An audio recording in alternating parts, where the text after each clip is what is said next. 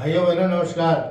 मैं अनिल शुक्रवारसी पूर्व सांसद अपने YouTube चैनल जनयात्रा टीवी में आप सबका स्वागत वंदन अभिनंदन करता हूं। साथियों, आज का हमारा विषय है आपराधिक कानूनों में बड़ा बदलाव। दोस्तों, ब्रिटिश आपराधिक न्याय प्रणाली की जगह भारतीय न्याय प्रणाली का आगाज करने वाले 3 विधेयक भारतीय न्याय संहिता, भारतीय नागरिक सुरक्षा संहिता और भारतीय साक्ष्य अधिनियम को संसद के दोनों सदनों लोकसभा व राज्यसभा ने पास कर दिया है और अब राष्ट्रपति के हस्ताक्षर के बाद यह कानून अमल में आ जाएंगे। विधेयकों पर चर्चा का जवाब देते हुए देश के गृह मंत्री श्री अमित शाह जी ने कहा कि अब ब्रिटिश संसद में बनाए गए कानूनों की जगह भारतीयों द्वारा भारतीयों के लिए और भारतीय संसद में बने कानूनों का शासन होगा। श्री शाह ने कहा कि विधेयकों के कानूनी रूप धारण करने के बाद भारतीय न्याय प्रणाली में आमूल-चूल परिवर्तन होगा और इन कानूनों में भारतीय मिट्टी की सुगंध भी होगी और भारतीय की आत्मा भी होगी। इन कानूनों के लागू होने से भारतीय न्याय प्रणाली 2 सदियों की छलांग लगाकर 19वीं सदी से 21वीं सदी में पहुंच जाएगी। इन कानूनों का शरीर भी भारतीय है, आत्मा भी भारतीय है और सोच भी भारतीय है। श्री अमित शाह जी ने संसद में बोलते हुए कहा कि कांग्रेस की नीयत नहीं थी कि इन कानूनों को बदला जाए, अन्यथा जिन कानूनों में राजद्रोह के लिए महात्मा गांधी, बाल गंगाधर जी तिलक और वीर सावरकर को जेल जाना पड़ा, उन्हें कांग्रेस द्वारा आजादी के बाद तुरंत बदल देना चाहिए था। लेकिन कांग्रेस ने इन कानूनों का इमरजेंसी के समय जमकर इस्तेमाल किया।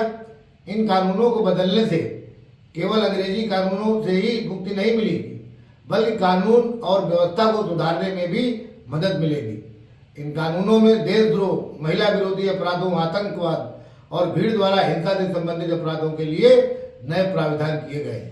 इन सबके अलावा ऐसे कृत्यों को भी इन कानूनों के अंतर्गत लाया गया है जिनके लिए अभी तक कोई कानून नहीं था। ब्रिटिशों द्वारा बनाए गए इन कानूनों को पहले ही बदल देना चाहिए था, क्योंकि अंग्रेजों द्वारा बनाए गए इन कानूनों से भारतीयों को न्याय दिलाने कम अपितु दंडित करने की मंशा ज्यादा थी। अंग्रेजों ने भारतीयों पर शासन करने के लिए इन कानूनों का निर्माण किया और अच्छा होता यदि विपक्षी संसद भी इस विधेयकों पर चर्चा में शामिल होते, विशेष रूप से राज्यसभा के सांसद, क्योंकि इस सदन के सांसद अपने अपने क्षेत्र के विशेषज्ञ व काफी अनुभवी होते हैं। उनकी योग्यता और अनुभव का लाभ मिलते से विधेयक और प्रखर होते, परंतु विपक्षी सांसदों की दिलचस्पी विधेयकों पर चर्चा में शामिल होने से ज्यादा सदनों में हंगामा कर निलंबित होने में ज्यादा थी। लेकिन इसका मतलब ये नहीं है कि ये विधेयक बिना चर्चा के पास हो गए। सदन में सर्वोच्च न्यायालय के पूर्व मुख्य न्यायाधीश जैसे कानूनी विशेषज्ञ मौजूद थे और पिछले 4 सालों से इन विधेयकों पर कई स्तरों पर चर्चा हो रही थी और संसद में बिल लाने से पहले गृह मंत्रालय की संसदीय समिति को भी यह विधेयक विचार विमर्श के लिए भेजे गए थे, जिसमें संसदीय समिति के व्यापक विचार विमर्श किया और उनके आधार पर कुछ संशोधन भी किए गए। आपराधिक कृत्यों से जुड़े तीनों विधेयकों के अमल में आने के बाद समय से लोगों को न्याय मिलना सुनिश्चित हो सकेगा और मुकदमों में तारीख पर तारीख का दौर खत्म हो जाएगा और इन तारीखों के दौर को खत्म कर समय पर न्याय दिलाना आवश्यक हो गया था। न्याय प्रणाली में बैठे लोगों की भी जिम्मेदारी होगी कि वह तय समय में लोगों को न्याय उपलब्ध कराएं।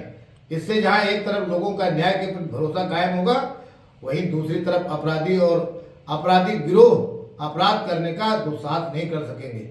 इन नए कानूनों की सबसे अहम विशेषता है कि अब यदि सरकारें भी चाहें तो किसी के खिलाफ आपराधिक मुकदमे वापस नहीं ले सकती बिना पीड़िता को सुने या बिना उसकी सहमति के। इससे राज्य सरकारों के उन कृत्यों पर रोक लगेगी जिसमें वे जब चाहती थी तो राजनीतिक फायदे के लिए अपराधियों पर से मुकदमे वापस ले लेती थी, जैसा समाजवादी पार्टी की सरकार ने 2013 में बम धमाके के आरोपियों पर से मुकदमा वापस लेकर किया था।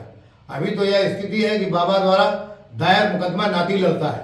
हमारी न्याय प्रक्रिया ऐसी होनी चाहिए जिसमें नियम कानून को मानने वालों को बल मिले तथा कानून को चुनौती देने वाले हतोत्साहित हों।